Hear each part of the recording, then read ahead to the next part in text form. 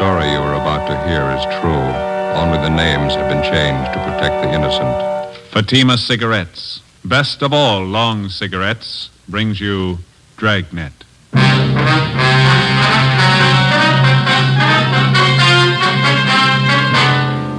You're a detective sergeant. You're assigned to homicide detail. The life of a young woman is in danger. Anonymous letters and phone calls threaten her with murder. The notes bear the mark of a fanatic. Your job, stop them. You'll be amazed when you compare Fatima with other long cigarettes. Buy a pack of Fatimas. You'll find they now cost the same. Light a Fatima.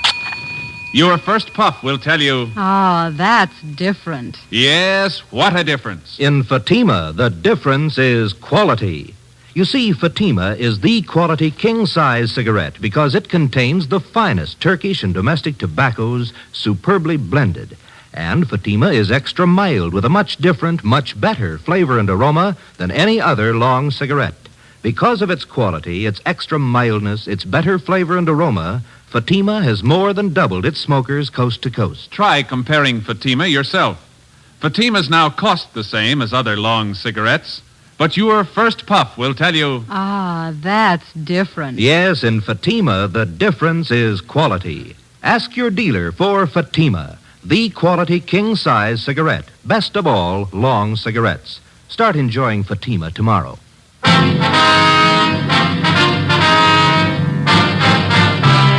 Dragnet, the documented drama of an actual crime. For the next 30 minutes, in cooperation with the Los Angeles Police Department, you will travel step by step on the side of the law through an actual case transcribed from official police files. From beginning to end, from crime to punishment, Dragnet is the story of your police force in action. It was Tuesday, March 8th. It was cold in Los Angeles. We were working the night watch out of homicide. My partner's Ben Romero. The boss is Captain Steed. My name's Friday. We were on the way out from the office, and it was 6:45 p.m. when we got to Greenwich Street. Number 318.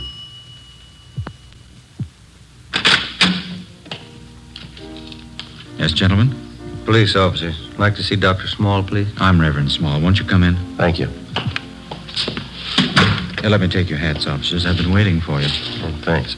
My name's Friday. This is my partner, Sergeant Romero. How do you do? I'm glad to know you. How do you do, sir? Hope we didn't interrupt your dinner. Oh, no. The organist, Brother Reber, and I were just running over a few hymns for the service tonight. Would you come this way, please, into the parlor? All right. As I mentioned on the telephone, I'm not much of a detective, but I think something should be done about this matter as soon as possible. Well, we'd like to get a few more particulars first, Reverend. When did you first find out about these threatening letters? Sister Dorothy Wilson, I think I told you about her. She came here to the rectory and showed them to me. She told me she's been getting them for the last 4 days, and phone calls, too. Mm-hmm. How long have you known this Dorothy Wilson? Is she one of your regular parishioners? Well, she first joined my congregation about a month ago. She's been in regular attendance at our services ever since. Is that the church next door, joining the rectory here? Yes, that's right, Sergeant. Second Reformed Church of the Holy Book. I founded it here about 3 years ago, and I've been pastor ever since. Have you ever had this trouble before? I mean, threats against the people who join your church? No, never any trouble at all. I wonder if you have those notes that Miss Wilson's been receiving, Reverend. Yes, right here on my desk. Let me see, Yes, here are the 5 Sister Wilson got. And here are the 2 that I received. Wonder if I could look at them. Yes, surely. Here you are. Thank you. Oh, would you excuse me for a moment? It's about time for Brother Reber to get over to the church. I'd better tell him. Certainly, Reverend. Didn't mean to hold you up. No, not at all. I'll be back in just a moment. All right, sir. What do they look like, Joe? Yeah, let's see. Postmarks here are March 4th, 5th, 7th, 8th.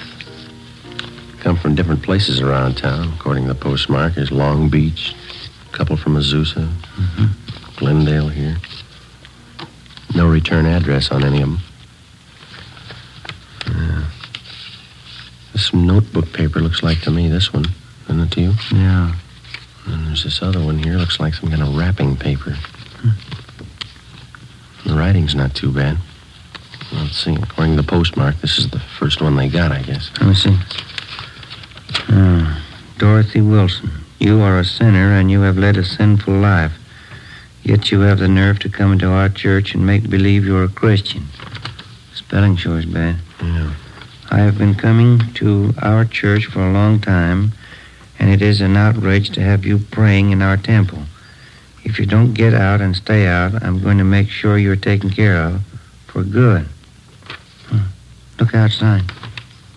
Sister in the Lord. Must be some kind of a fanatic. We better run all these through the crime lab. Yeah. This one, maybe. It's typewritten. Well, here, you read it. It's dated March 6th. Yeah, take this as a warning. Bring your sinful body to our church again, and your blood will run in the aisles. A life can be taken when God demands it. It could be yours. Sorry for the interruption, officers. A few things I had to remind Brother Reber of. Mhm. Have you seen all the letters? Well, we're just checking them over, Reverend. It's certainly a terrible thing for our church. I hope we can keep the matter as quiet as possible. Yes, sir. I noticed the two different signatures on these notes. Now, half of them are signed, a sister in the Lord. Yes. And the other half are signed, it's Brother D.R. Griswold. Yes, that's right. The first letter I got was from this Brother Griswold. His are the typewritten ones. You know anyone in your congregation with that name, Reverend? D.R. Griswold? No, I checked over my list of regular parishioners twice. If there is such a man, I don't know of him. Well, we can run that name through R&I anyway, huh, Ben? Mm-hmm. Do you have any suspicions at all, Reverend? What do you mean, Sergeant? Well, I mean, can you think of anybody in your congregation who might possibly resent this Miss Wilson's joining your church, maybe? Well, no, I haven't had an opportunity to think it over in that light, but I can't imagine anybody in our group writing letters like this. What's her background, Reverend? Do you know much about her? No, she's a quiet girl. She's very religious. Works as a stenographer at an office downtown. Helps support her mother. Will she be at church tonight? Yes, she's here already, helping to set up the chairs for the service. Why, would you like to talk to her? Yes, sir, if we could. All right, let's go over to the church. There's still half an hour before services begin. All right, fine. I'll have to take these letters along with us, Reverend. We want our handwriting man to check them over? Yes, by all means. That manila envelope on the desk, you can put them in there if you like. Thank you. This one here? Yes. Okay. This way, officers.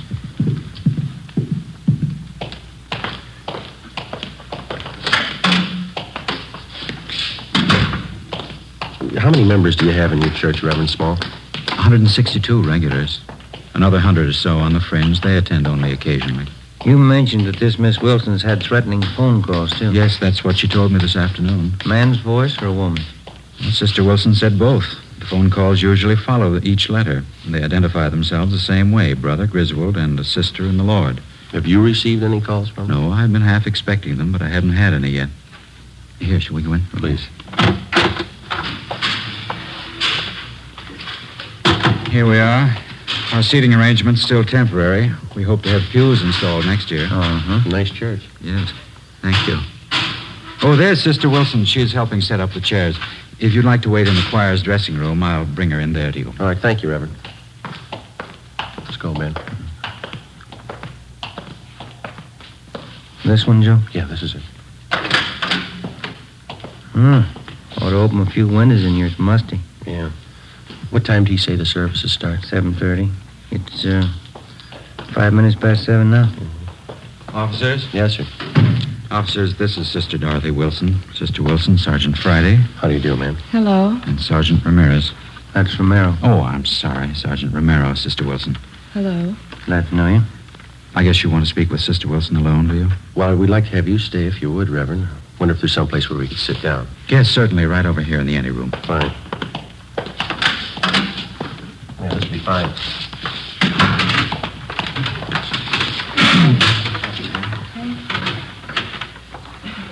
Now, Sister Wilson, there's no need to be afraid. These officers are here to help you and to protect you. See that nothing happens. Yes, Brother Small. Hold fast in the faith of the Lord, and you shall not fear. Yes, I will. You want me to tell you all about it, Sergeant, how it started? Oh, if you please. Say, is it all right to smoke in here? Yes, of course. Go ahead. You want to care for a second? No, thank you. No, thanks. Ben? Not right now. Okay, I'll leave it back there if you want them. We've already looked over the letters that you received. The Reverend here told us that you got the first one last Friday. Is that Yes, that's right. I've gotten one each day since then. Phone calls, too. Did you recognize the voices making the calls? No, I didn't know them at all. The woman's voice was very rough. Sounded like she might be old. Mm-hmm. She said some terrible things about me and Brother Small. She called both of us terrible names. Awful. The same with the man who calls? Oh, yes, sometimes he's even worse. None of the things they say are true, Sergeant. Not one word. Well, I'd like you to think carefully before you answer this, Miss Wilson.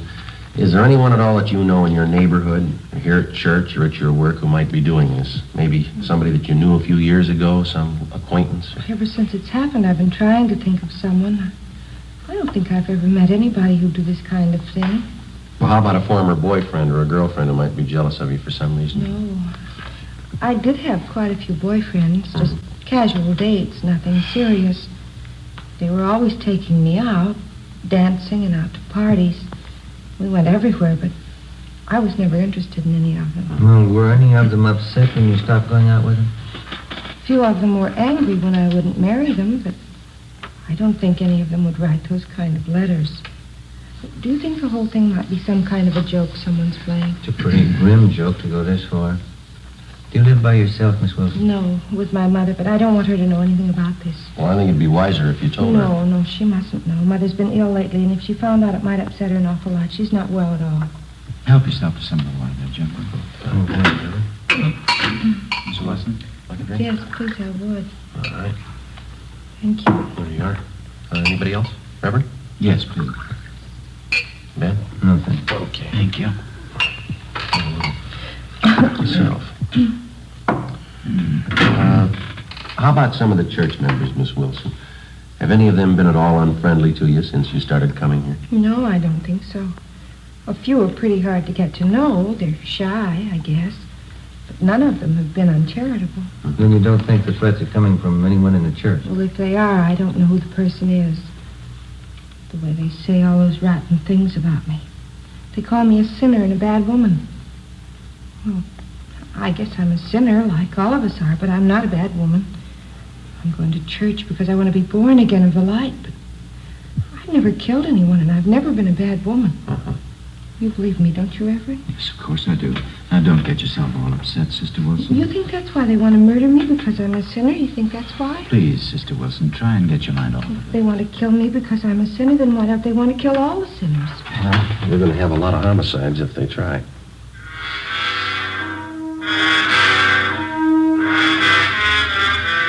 "10 p.m. Together with Sergeants Raines and Bechtel, we tailed Dorothy Wilson to her home. She parked her car at the rear and went inside. A stakeout was placed on her house. The next morning, we took the threatening letters which the Wilson girl had received and asked Don Meyer in handwriting to check them over. During the next 5 days, we checked thoroughly into the background of Dorothy Wilson. We talked to her relatives, her employers, all her friends, past and present. We had no good reason to suspect any of them. We checked out the people at the church, and they were clear. Both Reverend Small and the Wilson girl continued to receive more threatening letters. Some of the language and the accusations were pretty foul. Still, no outward attempts were made on the life of the Wilson girl. A week after we started on the case, we tallied up our findings. They seemed to make sense.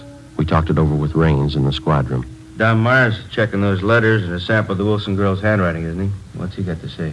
The letters written in longhand are signed to Sister and the Lord, and the typewritten letters are signed Brother D.R. Griswold. Yeah, I know that. Don says all the letters were written by the same person. How's he figure? Well, similarities in phrasing, same mistakes in spelling, typewritten and longhand both. Signatures on the Griswold letters match the handwriting in the other letters. No, they were only dealing with one suspect. And Don Meyer seems pretty sure of it, yeah. Well, how does the Wilson girl's handwriting check out? He's working on that. Where does that leave us? You've been on stakeouts at the Wilson girl's home a few nights. Haven't you noticed anything peculiar about the setup? How do you mean? Something that didn't fit, something that didn't quite jive? No, I don't think so. Well, just that business about her car, thought that was a little out of line. Yeah, it struck us the same way. Girl always seemed frightened enough about the situation when she's around us, but when she thinks she's alone, it looks to me like she takes it a little differently. Yeah. Every night when she drives home, she parks the car in that dark garage. Must be at least 50, 75 yards from her house. Yeah. I've never seen her look particularly nervous and taking that long walk to her front door. I'm sure the normal reaction for a frightened woman would be to park the car right in front of the house and then hurry inside. She hasn't done that once. How about all those friends of hers you guys checked out? Anything there? Well, we've been staked out at her house, at the church, and her work. You know that. There's not a thing. Checked with some of her ex-boyfriends, too.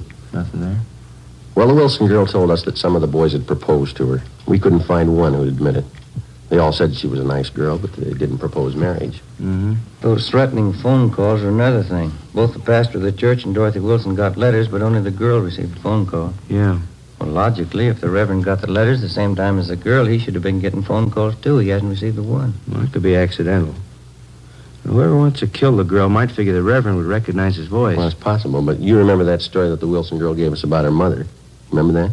She didn't want her to know about the letters because her mother was sick. Uh-huh. Well, we checked with her mother's doctor, and Mrs. Wilson hasn't been sick in 5 years. Yeah, how about that? What do you figure? I think the girl's a fake. Everything we knew about the case of Dorothy Wilson, everything we'd learned through questioning and observation seemed to point to one definite conclusion. Dorothy Wilson, for one reason or another, was writing the threatening letters to herself. As for the warnings that she got over the telephone, we only had her word for it. We took our findings to Captain Steed and laid out the case for him. He directed us to stay on it for a few more days until we could find enough evidence and testimony to prove out our theory. The following day, Dorothy Wilson received a letter more threatening than any of the previous ones. Reverend Small also received a copy of the same letter. Again, Don Meyer's opinion was that they were written by the same person.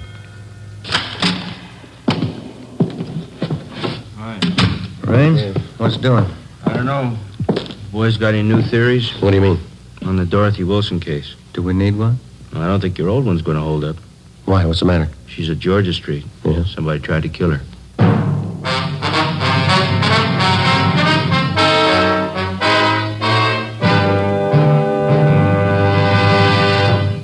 You are listening to Dragnet, authentic stories of your police force in action. Oh, no. Ah, that's different. Yes, what a difference. There's a difference you can hear, there's a difference you can see, but the difference in Fatima is quality. Yes, friends, when you compare long cigarettes, you'll find that in Fatima, the difference is quality. Quality of tobaccos, the finest Turkish and domestic varieties, extra mild and superbly blended to give you a much different, much better flavor and aroma than any other long cigarette. Quality of manufacture. Smooth, plump cigarettes rolled in the finest paper money can buy. Quality even to the appearance of the bright, clean yellow package, carefully wrapped and sealed to bring you Fatima's rich, fresh, extra mild flavor. Fatimas now cost the same as other long cigarettes, but your first puff will tell you, Ah, that's different. Yes, in Fatima, the difference is quality. Ask your dealer for Fatima, the quality king-size cigarette. Best of all, long cigarettes. Start enjoying Fatima tomorrow.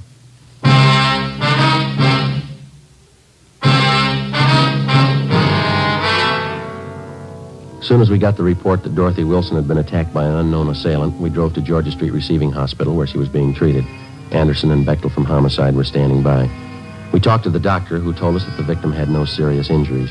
She had 2 slight bruises on her upper arms and a slight bruise on her forehead. She complained of a headache. While the doctor made out his report, we questioned the Wilson girl. She told us that she'd gone to the Church of the Holy Book at 6 o'clock that night after work. She told us that she wanted to pray before the start of the regular service at 8:15 p.m. We asked her exactly when and where the attack occurred. At about 6:30, I felt a little tired. I told the officers on duty at the church I thought I'd get a little rest before services started, and then I went into the ladies' dressing room and laid down. That's where it happened. It was terrible. Did you see the person who tried to hurt you? No. I was lying down with my eyes closed, and he must have come up from behind. Put his hands around my throat and started to press tight. It was awful, just awful. What happened then, Miss Wilson? Well, I fought as hard as I could. I kicked and scratched him, and I guess I hurt him because he let go of my throat for a minute. After that, he pulled me down on the floor. I remembered that. And then he put his hands around this part of my head like this. Mm-hmm. The other officers told us that one of the choir members, Mr. Sherman, found you unconscious in the choir room. Is that right? Yes. Whoever it was who wanted to kill me, they put a gag in my mouth and blindfolded me, then tied my wrists together with tape. That's how Mr. Sherman found me. How long do you figure you were unconscious then? I don't know. It was about 6:35 when I laid down in the dressing room. Mr. Sherman said he found me there at 20 minutes past 7. And then you were out about 45 minutes, is that it? Well, I suppose so. I don't remember anything. Well, what makes you think the person who attacked you wanted to kill you, Miss Wilson? That's what they said in the letters, isn't it? They want to kill me for coming to church. Now, your purse and everything that was in it was scattered all over the dressing room floor. Is that correct? Yes, it was. My money and everything scattered all over. I guess they wanted to rob me, too. $52 in cash. Is that what you had with you? That's right, a $50 bill and some change. I don't know why they didn't take it. Maybe something frightened them off. It's possible. The officers found some other articles scattered around the dressing room. A roll of tape, the metal box that the tape came in, and a half a dozen razor blades. Did you notice any of these in the dressing room before you were attacked? No, none of them. I never saw them before. Those razor blades, officer, what do you think they wanted to do with them? There's no use thinking about that now. It's all over. I knew I'd be protected. I felt the spirit. I knew the holy light would protect me. Yes, ma'am. Will you find whoever did it, officer? Well, this is just a hunch, Miss Wilson. Yes. I think we already have.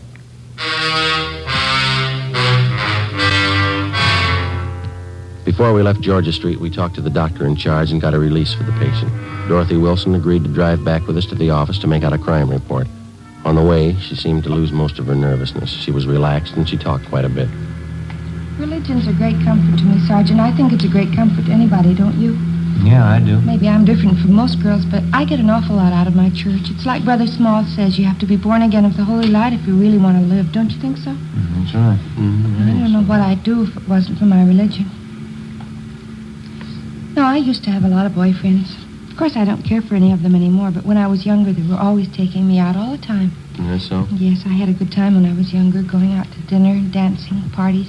Fellas were taking me out all the time. Of course, that was when I was younger. You're not much over 25 now, are you, Miss I'll be Wilson? 27 in August. That's pretty old for an unmarried girl, but I'm not worried. You get interested in more important things when you get older, isn't that right? Oh, yes, that's right. I remember when I was in junior college, how boy crazy I was. I remember that junior prom I went to. Seems such a long time ago. Yeah. I had the most beautiful white dress, Sergeant, with sequins. And the skirt was all white net gathered in here at the waist, and it flared out real full. I went to the dance with one of the big football players. He looked so nice in his blue suit. His name was Stanley. I knew him for a long time. He's one of the fellows who asked me to marry him. I guess I was too particular. I just couldn't see any of them. Would you mind if I laid out a few facts for you, Miss Wilson? Well, not at all, Sergeant. Go ahead, please. Now, I'm not trying to embarrass you in any way, but since we've been on this case, we've checked with just about all the friends that you've had in the past few years, and that includes your boyfriends, of course. None of the fellows that you've mentioned say they've ever proposed marriage to you. Say they've been out with you once or twice, but that's all.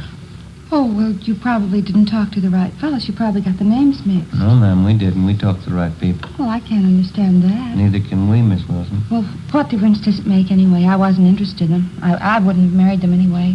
Going out and dancing, parties, that's all they were interested in. What reason did you have for lying to us? Parking in a car, necking with girls, trying to take advantage of them. That's all those fellas wanted. Some of the silly girls they married. Well, I don't... You discover a lot more important things when you get older, Sergeant. No, I don't think that's the point. Why did you lie to us about it? I don't know, really. Maybe I didn't have a reason. I just didn't remember right, I guess. Well, you're sure you remember right about what happened tonight? What do you mean? It just happened. Of course I'm sure about it. Someone tried to kill me. Might as well park on Spring Street, Ben. It's pretty clear this time of night. Yeah, okay. Sergeant, I wish you'd tell me what you're getting at. What are you thinking? Well, there's still a few things that we're not too sure of, Miss Wilson. We'd like to clear them up. What aren't you too sure of? I told you everything I knew. I was lying down in the dressing room and somebody tried to kill me. I told you all about it. Well, you told us you were unconscious about 45 minutes, didn't you? Well, yeah, 40 or 45. No, we talked to the doctor at Georgia Street, and from the way you described the attack, it would have been just about impossible for anybody to make you unconscious that long by pressing his hands against your head. Well, like but he you hit said. me on the head, too. You can see the bruise here. Well, yes, ma'am, I know, but that's very slight. The doctor says that couldn't have done it either. Just a minute, I'll get the door here. Get you out, Miss Wilson. What else aren't you sure of? Well, your wrists were taped individually. Now, if somebody wanted to restrain you, they probably would have taped them together, wouldn't they? Well, I don't know what they would have done. All I know is they wanted to kill me. They said so in those letters. We're not too sure of those letters either, Miss Wilson. What? What aren't you sure of? Where they're coming from and who's sending them. We do know they were all written with the same person. Well, how do you know that? They're signed by two different people. Our handwriting man checked them over. He says they're written with the same person. You might as well have it straight, Miss Well, if Wilson. we're going to talk, can't we do it inside someplace? Please, I'm tired. Oh, I'm sorry. All right.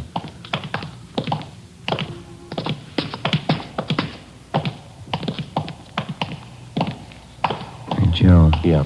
I'll see if Leighton Fingerprints is finished with that stuff. Yeah, I'll bring it along. If they are, we'll be in the interrogation room. Yeah, all right. This way, Miss Wilson. A man I know used to be on the police force. Nice fellow. We used to go out all the time together. Was that so? What's his name? Well, that's funny. I don't remember. He's an awfully nice fellow, though. We used to go dancing every week. Mm-hmm. Here we are. Go right ahead.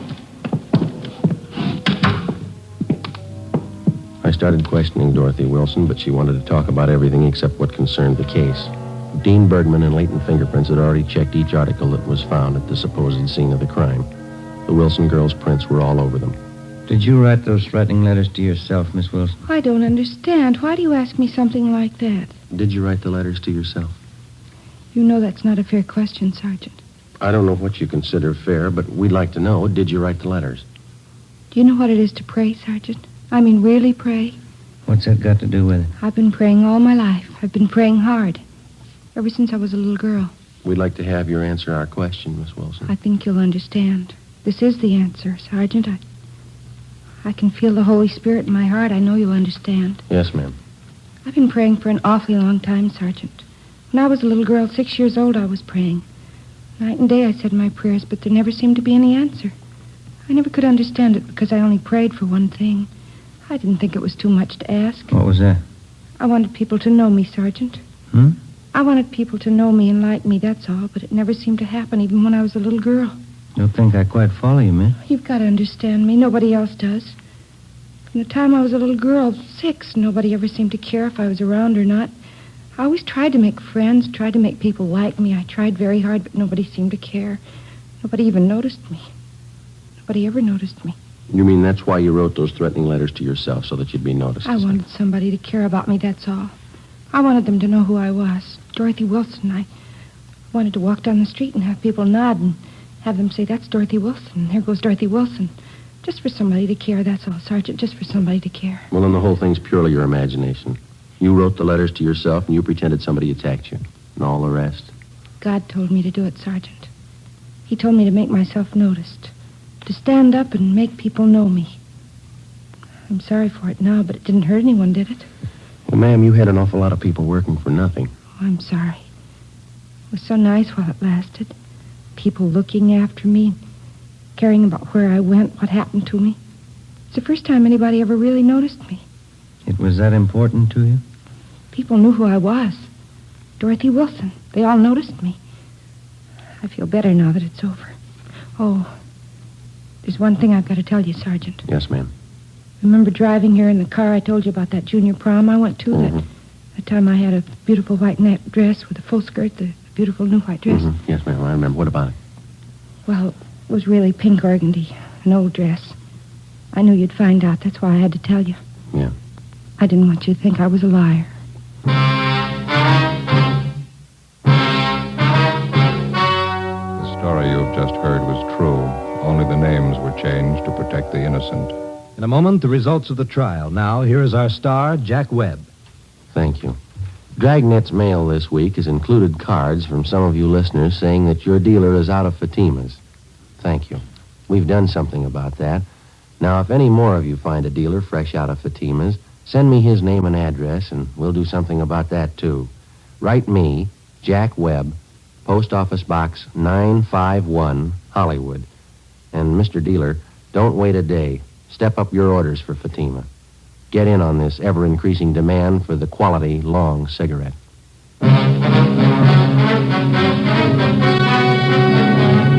By her own admission, Dorothy Wilson was guilty of filing a false crime report, a misdemeanor. She was released into the custody of her mother. You have just heard Dragnet, a series of authentic cases transcribed from official files. Technical advice comes from the Office of Chief of Police W.H. Parker. This is NBC, the National Broadcasting Company.